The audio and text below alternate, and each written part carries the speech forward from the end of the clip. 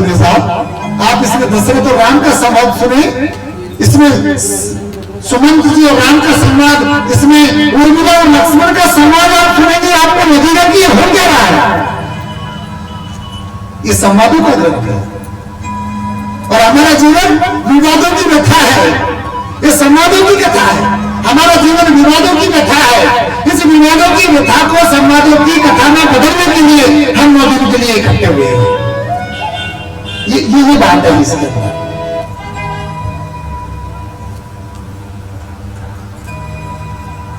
बाबा तुलसी शिव जी से कथा प्रारंभ करते हैं। शिव जी ने ये कथा पार्वती को सुनाई कैलाश पर्वत के अक्षय वट के नीचे बैठकर। कानन है, वन है, जंगल है, सुंदर। ऐसा कहते हैं कि सत्संग जब जंगल में होता है तो खूबसूरती और बढ़ती है। गांव की बजाय एकांत में खूबसूरती बढ़ती है सत्संग की। और शिव ने ताली 3 बजाई, पक्षी उड़ गए वन के भाई, खोली कथा बैठ गए वन के माई, पहुंचे कैलासन में। शिव जी ने 3 ताली बजाई, 1 2 3 ताली क्यों बजाई? आज भी ताली का रिवाज यही है कि कभी आप किसी की प्रशंसा में ताली बजाओ, 1 2 और 3। क्योंकि जंगल के जितने पशु पक्षी होंगे पहली ताली में वो सब उड़ जाएंगे। दूसरी ताली में अगर कोई अंडा होगा तो उससे बच्चा बाहर आ जाएगा, और तीसरी ताली में वो बच्चा भी उड़ जाएगा, कोई नहीं रहेगा। तब मैं पार्वती को सत्संग की महिमा बड़ी अद्भुत है। सत्संग की महिमा को देखो कि कोई नहीं रहेगा तब सत्संग सुनाऊंगा। शिव जी कहते हैं सूत्र दिया, क्योंकि सत्संग 2 का है, सत्संग में तीसरा नहीं हो सकता। कथा में 1 और 1 2 ही कार्य होती है, एक तो श्रोता एक वक्ता, लेकिन सत्संग में 2 ही व्यक्ति होते हैं।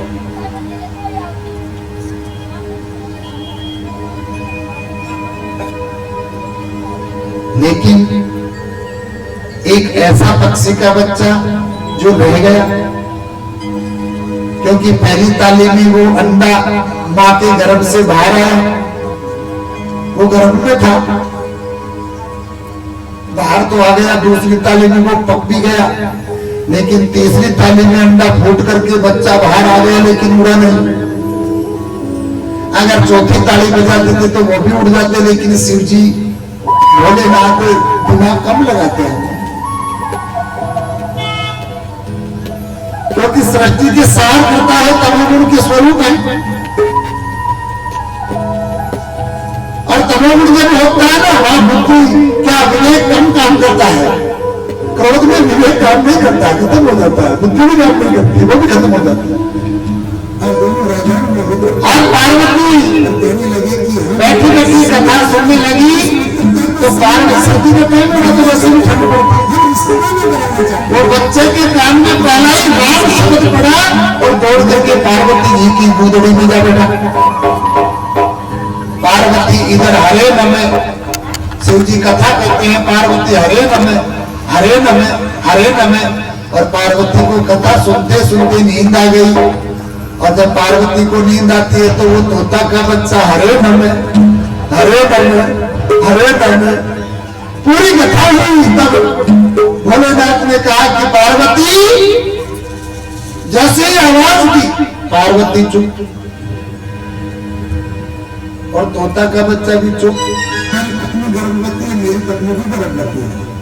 शिव जी ने दूसरी को हटाया तो तोता का बच्चा भी कर दिया।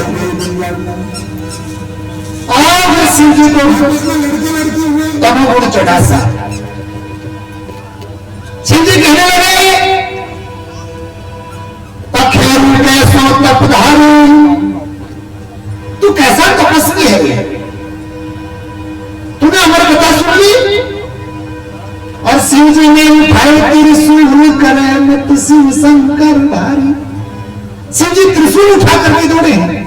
बुद्धि भ्रष्ट हो गई शिव जी की, कारण शिव जी इस चीज को भूल गए कि जिस पक्षी ने अमर कथा सुन ली वो मरेगा कैसे।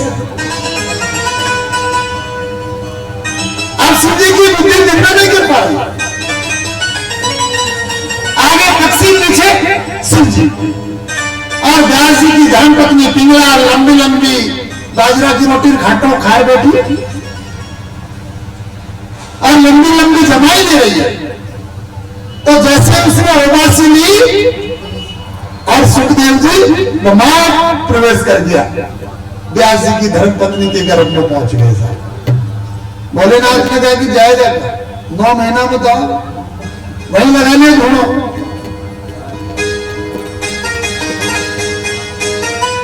अब उधर बैठे बैठे सुखदेव जी कह रहे हैं कि तू कतरा ढूंढने लगा, तू जब तक यहाँ रहेगा मैं बाहर नहीं आने वाला, क्योंकि मैं ज्यादा नहीं रहूंगा।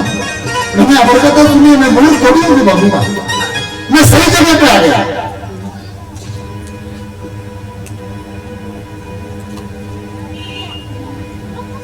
और एक दिन सुखदेव जी और गर्भ में विराजमान है, न घटते हैं न बढ़ते हैं। 9 महीने हो गए, 10 महीने हो गए, 12 महीने हो गए, 18 महीना हो गया। शिव जी जब तक धुआं नहीं उठाता है सुखदेव जी बाहर नहीं आएंगे। व्यास जी और पिंगला आपस में चर्चा करने लगे, कह होएगो हमारे हीरा लाल। 18 महीना हो गया, हीरा लाल कब पैदा हुआ? कब तक इसको गर्भ में सवार करके रखूं? 9 महीने का कर्ज नहीं चुकता रे। जाओ मत जोरी सुनरक में पापी रे, तेरी माता को चुके गो नहीं करे, जे सटे टोरे गो बाकी रे, बाकू का वो देवे गो बता, मैं तोरी हो जा सारे गो मसा निधप मगा। जो भी कहूं कह दो, ये मस्ती है यार, राम कथा एक मस्ती का नाम है। भोलेनाथ जी कहने लगे कि 18 महीने का कर्ज कैसे चुकाएगा? जब 18 महीने में भोलेनाथ की बुद्धि वापस लौटती, उसने कहा कि जिसने अमर कथा सुन ली वो मरेगा कैसे यार? तो भोलेनाथ अपना चिमटा इमटा उपाड़ उपुड़ कैलाश में गया, पचाने सुखदेव जी पैदा हो और चढ़ाने पड़े माता जी प्रसव पीड़ा में, और व्यास जी पीछे पीछे जा रहे, बेटा बेटा बेटा। सुखदेव जी ने कहा कौन है तू? मैं तेरा बाप। किसने कहा? कौन कहता? तू मेरा बाप? कोई बेटा ऐसे गया गर्भ में से निकलती निवस्त। मेरा कहने का अर्थ यह है कि जीव अजर अमर अविनाशी है, जन्म मरण तो देह का है। और जो जीव परमात्मा की भक्ति में लीन होकर के प्रभु के गुणानुवाद अपने कानों से सुनता है, धन्य हो जाता है। जिन्हें हरि कथा सुनाई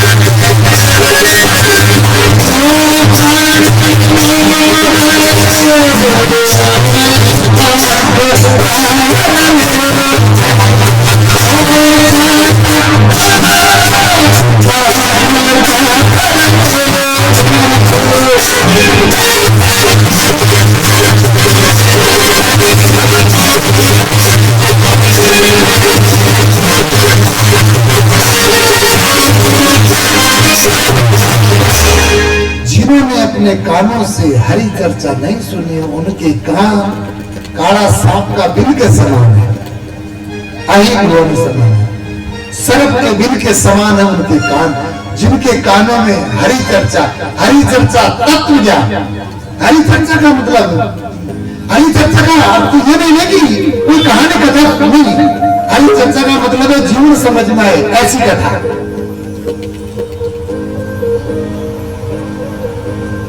जनक रोए रोने दो यार, मैं मुस्कुरा दूंगा। जो मुस्कुराता है ना वही जगत को रोने से बचा सकता है, वरना ये सारा संसार रोता है, दुख पाता है, दुख सबको होता है लेकिन सब रोते नहीं। तुलसिया संसार में सुख दुख सबको होए, अरे ज्ञानी काटे ज्ञान सूरख काटे रोए। ये कथा का प्रथम दिवस है। अब मैं आज एक मंत्र में लेकर के आया हूं और मैं माता बहनों से हाथ जोड़ करके निवेदन करूंगा कि आप वो मंत्र ले लें तो मेरी राम कथा में एक क्रांति आ जाएगी, और जहां क्रांति होती है वह जीवन में शांति आती है। एक मेरा छोटा सा मंत्र है, मैं पहले कह दूं, मुझे पता है कि तुम 2-3 दिन बाद में मेरे यहाँ भेजने लगोगे। मेरा हाथ जोड़ करके नहीं मिलना आप लोगों केवल के लिए आप मेरा मंत्र स्वीकार करेंगे। मेरा मंत्र कोई काना पूछी कोई आदर्श में धर्म तरचा मर्द में जाए हमारे घर, ऐसा नहीं है। मेरा मंत्र पैसे का सौदा नहीं है, एक चमक भी नहीं लगेगी उसमें। मेरा मंत्र में आपको स्नान करने की जरूरत नहीं, केवल मैं माताओं से निवेदन कर रहा हूं। अभी जो भाई लोग हैं आप साइलेंट रहें, आपको तो मंत्र देना ही नहीं है, आपको मंत्र दिए आप मंत्री बने। एक गलती से दे दिया मैंने, आज से कम 10-11 साल पहले, 1 महीना बाद में मंत्री बन गई। मैंने कहा आज के बाद में नहीं देना, चाहे कहीं भी हो जाओ दुनिया में, लेकिन मुझे पता है कि माता ही मंत्री नहीं बनेगी, इसलिए मैं आप लोगों को दे दूं। और मेरी राम कथा के 9 दिन उस मंत्र का पालन कर लेना। भगवान आपके घर में अपनी स्वरूप की प्रकाशित छाया जरूर फैलाएगा, क्योंकि मेरे से कई लोगों ने मंत्र मांगे लेकिन मेरे गुरु ने मुझे अभी मंत्र देने का अधिकार नहीं दिया है। सीधी बात, कई लोग मेरे पास में आते हैं कि गुरु जी हमें गुरु मंत्र दे दो, लेकिन मैंने कहा कि भाई अभी मुझे ऐसा कोई वीटो पावर नहीं है कि मैं किसी परमाणु बम का बटन दबा दूं, ठीक है ना। ये मंत्र नहीं, परमाणु बम है, बम में देख रहा हूं, मुझे पता है, लेकिन हम नया रोड बालाजी दरा में मैंने 3 साल तक वहां कथा की थी, तो वहां एक बार भेरी खेड़ी है, वहां भागवत चल रही थी हमारी, और ये माताएं इकट्ठे होकर के वहां आई, इन्होंने कहा कुछ 10-12 थाली नारियल वगैरह सामान सबका, तो ये ओम प्रकाश की था, ओम प्रकाश था वहां। तो इन्होंने कहा कि गुरुजी कुछ माता बहना है, तो मैंने कहा क्यों, क्या हुआ।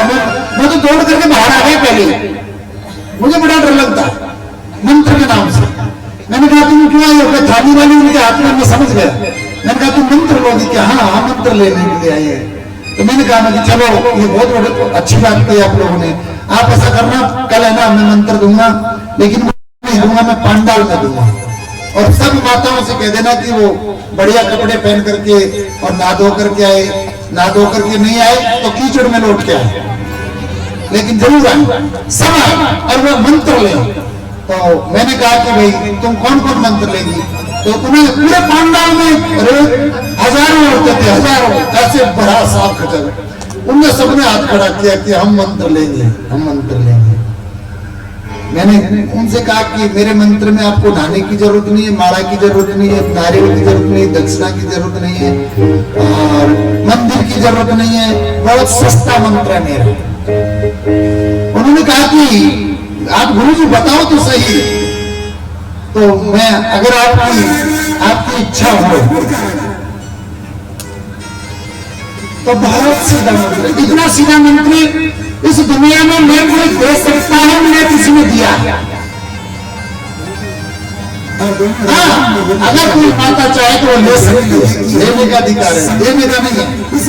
मैं इसलिए कह रहा हूँ कि आप ले सकती हो, वो अपने आप आएगा वो मंत्र, मैं दूंगा नहीं। तो काशी नरेश बोले अगर आपकी इजाजत हो तो मैं आपको वो मंत्र दे दूं, हाथ खड़े करके मुझे स्वीकृति प्रदान करें। आप लोग देख लो इधर, आप ढंग से हाथ खड़े करो, ऐसे नहीं है। अद्भुत मंत्र होगी क्या? दोनों हाथ खड़े करके बताओ, आपको मैं मंत्र देने राम नीचा कर लो, सब ठीक। बहुत रामचरितमानस बड़ा मस्ती का ग्रंथ है। आप मेरे एक छोटा सा मंत्र स्वीकार करेंगे, जिस मंत्र को कोई वेद शास्त्र 18 पुराण भी नकार नहीं सकते। किसी साधु संत की इतनी ताकत नहीं है कि उस मंत्र को वो झूठा कर दे। और उस मंत्र का जो फल है, उस फल को त्रिवेद में आ जाने ब्रह्मा विष्णु महेश भी वो खा नहीं सकते। इतना शक्तिशाली मंत्र है। और गलती से अगर वो तीनों देवता ब्रह्मा विष्णु महेश तुम्हारे दरवाजे पे आकर के तुमको भूल से भी उन्होंने ललकार दिया, तो तीनों देवी देवताओं को उसका इतना बड़ा भुगतान करना पड़ेगा। वो भुगतान में राम कथा में आपको 7वें दिन बताऊंगा। तीनों देवताओं ने उस मंत्र का थोड़ा सा विरोध कर दिया। मैंने एक रामचरितमानस में बाबा ने एक नारी को वो मंत्र दे दिया और उस नारी ने उसका पालन कर लिया। और पालन करते ही देवताओं के सिंहासन ब्रह्मा जी ने तो खोपड़ा नीचे हो गया। इतना खतरनाक मंत्र। और तीनों देवता घबराए, दोनों दौड़े आए, आकर के हाथ जोड़ करके कहा कि क्या करे, कुछ गड़बड़ करो। और गलती से उन्होंने गड़बड़ की बात ही करी थी, गड़बड़ हुई नहीं उनसे, क्योंकि उस मंत्र में गड़बड़ हो नहीं सकती। गड़बड़ की बात ही की थी जिसमें तो तीनों देवता ब्रह्मा विष्णु महेश बेहाल हो गए। इतने बेहाल की पूछो मत। तो आपके सामने इन्होंने हाथ खड़े करके कहा कि हमको मंत्र मैं 9 दिन के लिए दूंगा, बस 10वें दिन आपकी इच्छा हो तो रखना, और नहीं इच्छा हो तो मेरे मंत्र को मेरे या दरबार में फेंक जाए। लेकिन अगर आपने उस मंत्र को आज से काम में ले लिया तो 9 दिन के अंदर दिन दूनी रात चौगुनी नहीं हो जाए ना, तो तुम्हारा चरण और तुम्हारी शीश एक जगह हो जाएगा। तो मैं बता दूं, दे दूं, एक बार जोरदार आप कहेंगे हाँ दे दो। ऐसे हो रही है जैसे कोई पैरासिटामोल की गोली खा गया। ऐसे इतनी कड़वी बात नहीं है, बहुत मीठी बात है। दे दो बेटा, तुम मत बोलो, वही बोलेगी जो शादीशुदा, ठीक है ना। अभी कुंवारी बेटे को नहीं बोलना, उनको केवल याद रखना। दे दो। सब गर्दन, इनकी गर्दन ऐसे, अगर आपने उसको फिर नहीं लिया ना तो आपकी गर्दन बुढ़ापे में ऐसे हिलती रहेगी, वो रुकेगी नहीं।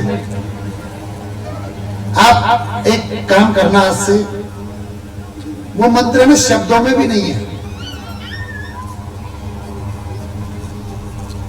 बहुत सुंदर लिखा है शब्दों ने।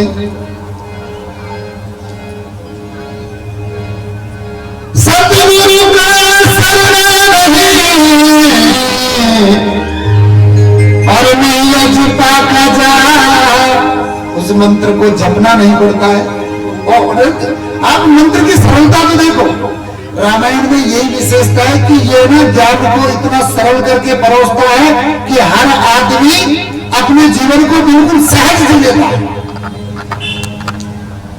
इसमें जप भी नहीं करना पड़ेगा, ऐसा नहीं कि राम राम राम राम बोल, नहीं।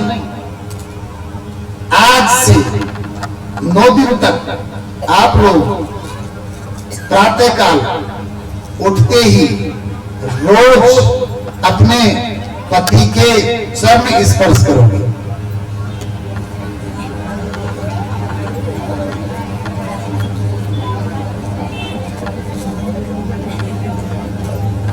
ऐसा लगता है जैसे हाईकोर्ट में केस की फाइल दायर करके वो वकील कर।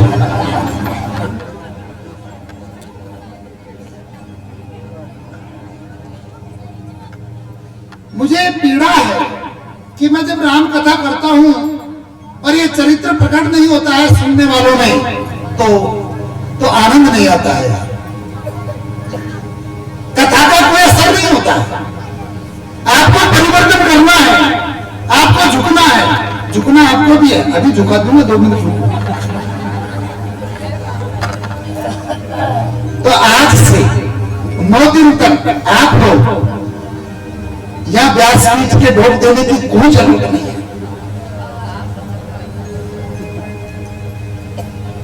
और यहाँ मैं ये भी शर्त रखूंगा, अगर आपने हाँ कर ली तो ढोक वही देगी, क्योंकि पहले आप पावर प्राप्त करें, उसके बाद में लड़ाई के मैदान में उतरेंगे। आप कुरुक्षेत्र ही है, ये जीवन भी कुरुक्षेत्र है, और ये संगीत में राम कथा तो बहुत बड़ा कुरुक्षेत्र है। इसमें तो आपको शिष्टाचार और संयम और नियम का पालन करना ही पड़ेगा, और कोई चारा ही नहीं है। ये कोई ऐसा नहीं है कि ये फिल्म में नहीं जी सकती, तेरे बिना नहीं जी सकती, रूटर चलेगी, रागीर चलेगी, ऐसा नहीं है। आपको नियम का पालन करना ही पड़ेगा। तो कंस प्राप्त उठते ही बिना नहाए बिना धोए चाय पत्ती, अब आप लोगों की शर्म आती है, मुझे पता है आप क्या कह सकते हो। एक बार जिंदगी में एक करवा चौथ का व्रत का दिन भी पति इनके ढोल देगा, चांदन की पूजा हो रही है, गलत है कि साहब? ये कथा बड़ी उल्टी है। ये कथा आपको चांद से दूर हटाएगी। ये कथा चांद का विरोध करती है, क्योंकि चांद जैसा अपराधी ग्रह ये राम कथा कहती है। गौतम ऋषि के घर में घुस गया चांद, तब इनको क्यों आमंत्रित कर लिया? इको कलंक भगवान विष्णु के कौस्तुभ का लगा है, और बाकी चौथ को चांद वारे वार पति की उम्र बढ़ा रही है, चांद की बढ़ रही है।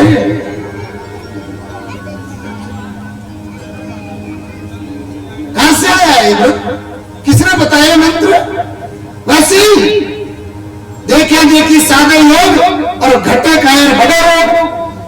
अगर आपने देखे देखी किसी चीज की पालना की तो आपकी काया घटेगी, रोग बढ़ेगा, आपको मानसिक बीमारी हो जाएगी।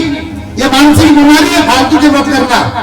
नारी का धर्म अभी आपको पता नहीं है, पुरुषों का धर्म आपको पता नहीं है, बेटों का धर्म उनको पता नहीं है। गुरु जी अभी धर्म जाने कि गुरु का धर्म क्या, शिष्य का धर्म क्या, नारी का धर्म आपने सुना क्या है? सासू ससुर नारी का धर्म कथा में आगे तो आपको कर्म करना पड़ेगा, जब जाकर के धर्म जागृत हो। नारी का धर्म है कि सासू ससुर अरे पति पद पूजा, अरे नारी धर्म बोरनी पूजा। सासू ससुर और पति के चरणों की पूजा के अलावा नारी की कोई पूजा और है नहीं। लेकिन यह नारी तेल भरल हीरो होंडा में चालना दूधा खेड़ी का मेला में बड़े कुआ में पड़ जावा। कृपा करके मत उलझो, मत उलझो। ये चीजें ठीक नहीं है। राम कथा इनका सख्त विरोध करती है। राम कथा धर्म की बात ही नहीं करती। राम कथा में धर्म की चर्चा नहीं है। राम कथा में लिखा है कि कर्म प्रधान विश्व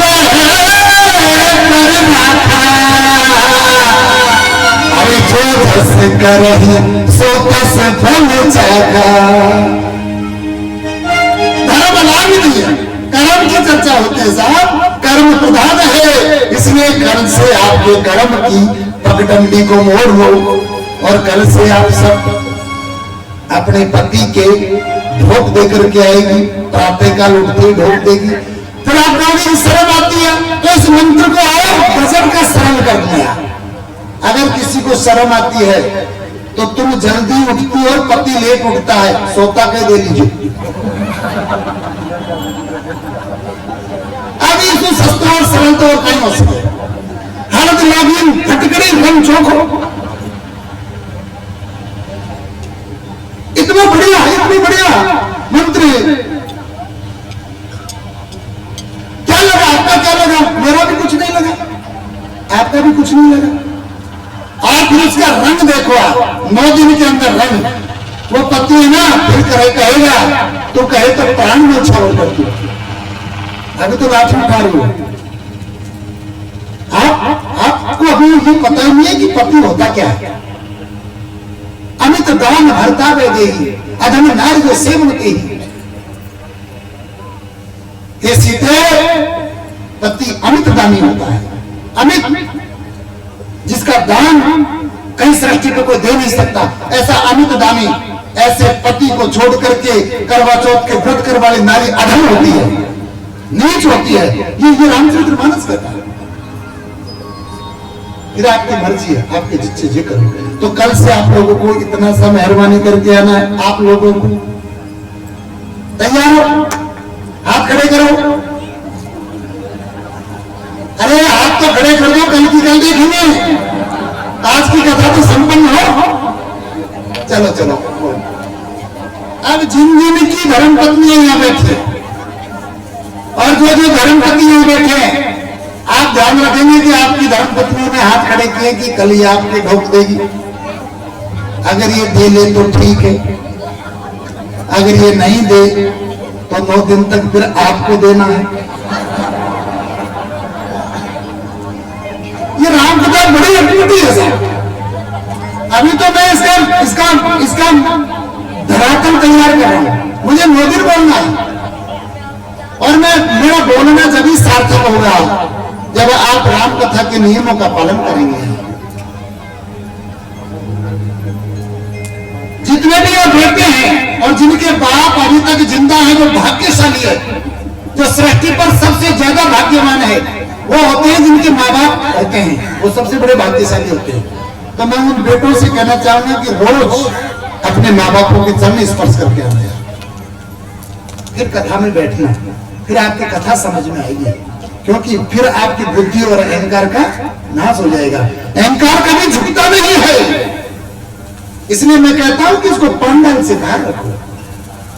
अहंकार टूट जाएगा लेकिन झुकेगा नहीं। ये कहर की लकड़ी है। आप इतना सा आज का मेरा एक सूत्र है बस, इसके अलावा कोई मंत्र नहीं दूंगा पूरे 9 दिन तक। माताएं अपने पति के चरण स्पर्श करें और नौजवान बेटे बेटे अपने माँ बापों के चरण स्पर्श करके कथा में बैठे। और अब मैं राम कथा का प्रसंग चालू करता हूं, ठीक है ना। गोविंद मेरो है, गोपाल मेरो है,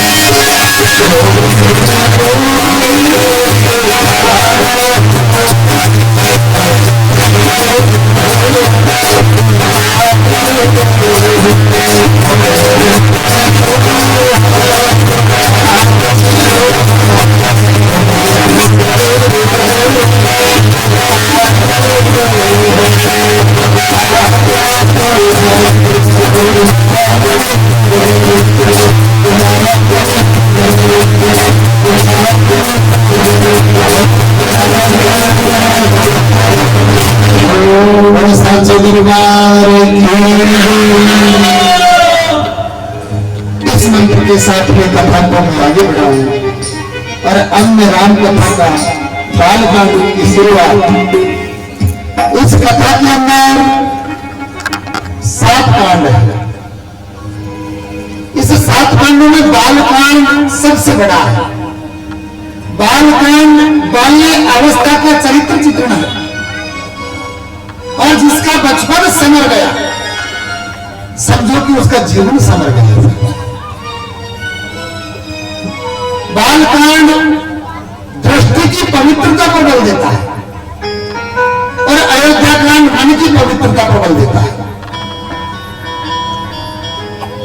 आपने कभी विचार किया कि जीवन में दोषों की उत्पत्ति कहां से आ जाती है? आखिरकार ये दोष हुआ आते हैं। मन, चित्त, अहंकार, बुद्धि,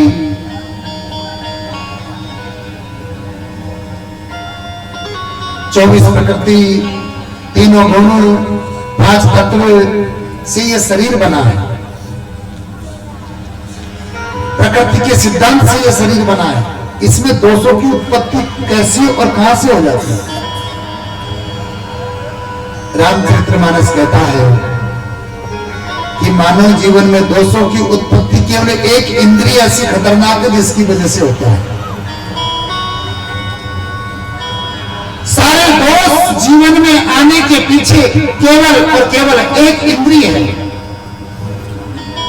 और उस इंद्रिय का नाम है आंख। आंखों से दोषों की उत्पत्ति होती है। जब आंख देखती है तो फिर संस्कृत के विद्वानों ने लिखा है कि विभावानुभाव, स्थायी भाव से रस की उत्पत्ति होती है। जब आंखें देखती है तब मन डोलता है, तब भाव की उत्पत्ति होती है। तो बालकांड के अंदर केवल दृष्टि की पवित्रता के ऊपर बल दिया। 7 श्लोक। पहला,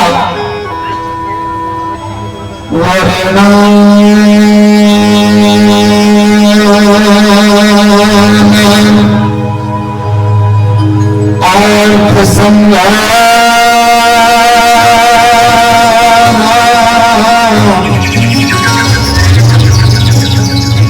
वर्णानाम संधानाम रसानाम छंदसामपि मंगलानाम च कर्तारो वंदे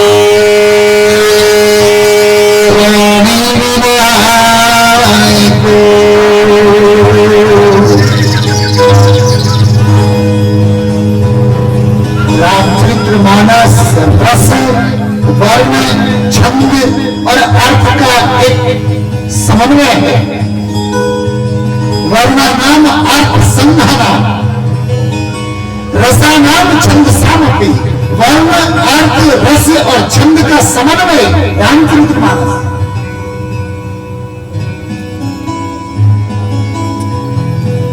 और वह रस, छंद, वर्ण और अर्थ होता है, वह आनंद की उत्पत्ति होती है। मंगलानाम जो करता हो वह मंगल होता है।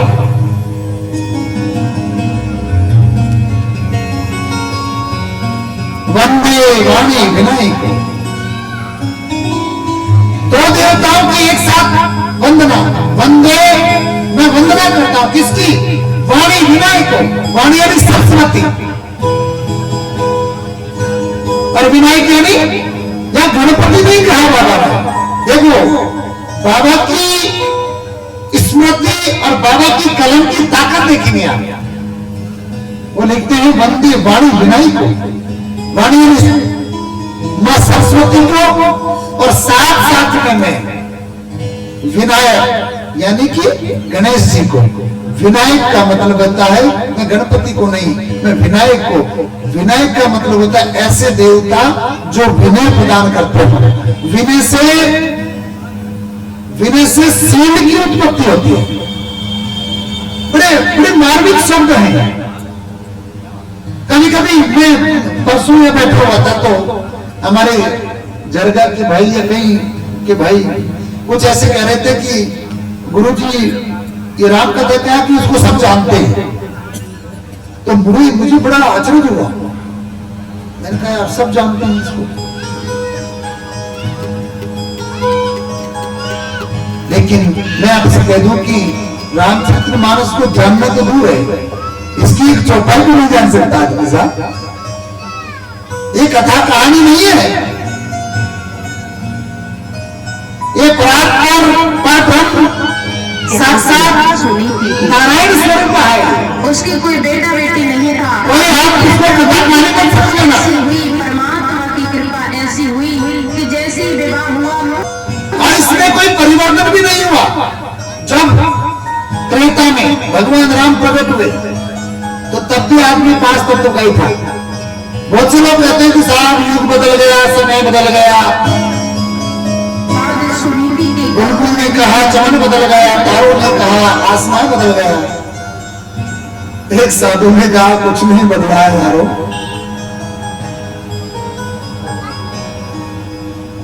सब जोखा तो है।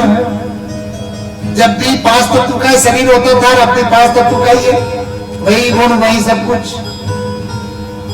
तो शब्दों पर ध्यान देने की विनय यानी विनायक यानी विनय देने वाला। विनय से सील की उत्पत्ति होती है और सील जो जीवन में है वो सील से जीवन में चरित्र की उत्पत्ति होती है। आप लोगों से मैं एक निवेदन कर दूं कि कभी भी जीवन में आवरण की पूजा मत करो। आवरण पूजनीय